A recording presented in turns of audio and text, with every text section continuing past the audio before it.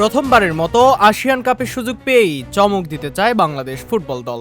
বাফুফের সহসভাপতি ফাহাদ করিম জানিয়েছেন, ইউরোপ ও আমেরিকার লিগে খেলার অভিজ্ঞতা থাকা প্রবাসী ফুটবলারদের নিয়ে এক শক্তিশালী দল গঠনের প্রস্তুতি চলছে। প্রবাসী তারকাদের এই তালিকায় এমন কিছু নাম রয়েছে লাল সবুজের জার্সি গায়ে, যাদের অন্তর্ভুক্তিতে বদলে যেতে পারে পুরো দলের অবস্থান এবং খেলার ধরন।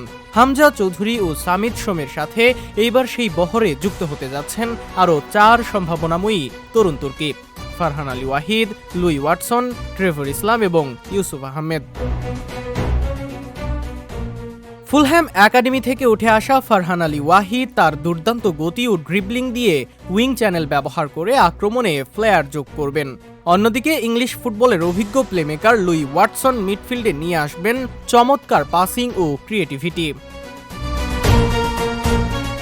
রিয়াল মাদ্রিদের টনি ক্রুস যেই ভূমিকায় খেলেছিলেন, লুই ওয়াটসন একই লাক্সারি বাংলাদেশের মিডফিল্ডে এনে দিতে সক্ষম। তাকে দ্রুত দলে যোগ করতে ইতিমধ্যেই বাফুফের পক্ষ থেকে তার দরজায় নক করা হয়েছে।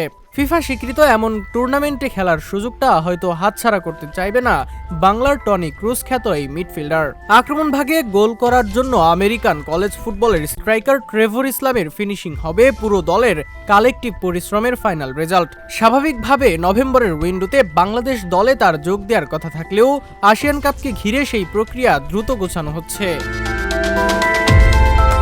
এদিকে মিডফিল্ড থেকে আক্রমণ গড়তে ইউসুফ আহমেদের বক্স টু বক্স ক্রসিং এর সাথে ফাইনাল থার্ড ডমিনেন্ট বাংলাদেশের চান্স ক্রিয়েশন সমস্যার সমাধান এনে দেবে।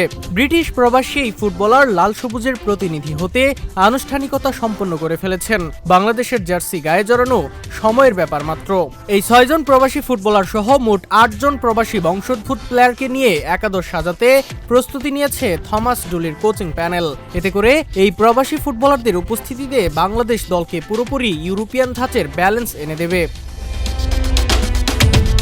এই নতুন মুখদের উপর ভর করেই বাংলাদেশ দলের টেকনিক্যাল ফুটবলে বড় পরিবর্তন আসবে বলে আশা করা যায়। আসিয়ান কাপের এই আসরটি বাংলাদেশের জন্য একেবারেই সহজ হবে না। আসরে সাউথ ইস্ট এশিয়ার পাওয়ার হাউস কিছু দল এবং টার্ন অ্যারাউন্ড দল ইন্দোনেশিয়া, মালয়েশিয়া ও সিঙ্গাপুরের মতো দলগুলোর বিপক্ষে মাঠে নামতে হবে বেঙ্গল টাইগার্সদের। বিশেষ করে ইন্দোনেশিয়ার দলের বেশ কয়েকজন ডাচ প্রবাসী ফুটবলার রয়েছে এবং ঘরের মাঠে তারা খুবই টাফ টাইম উপহার দিতে সক্ষম। তবে বাংলাদেশের এই নতুন তারকাখচিত দলটির সবচেয়ে বড় সুযোগ এখানেই। এতদিন ফিজিক্যাল ফিটনেস, প্রেসিং সামলানো এবং উইংয়ের গতির অভাবে এমন বড় দলগুলোর বিপক্ষে বাংলাদেশ শুরুতে এগিয়ে গিয়েও খেই হারিয়ে ফেলত।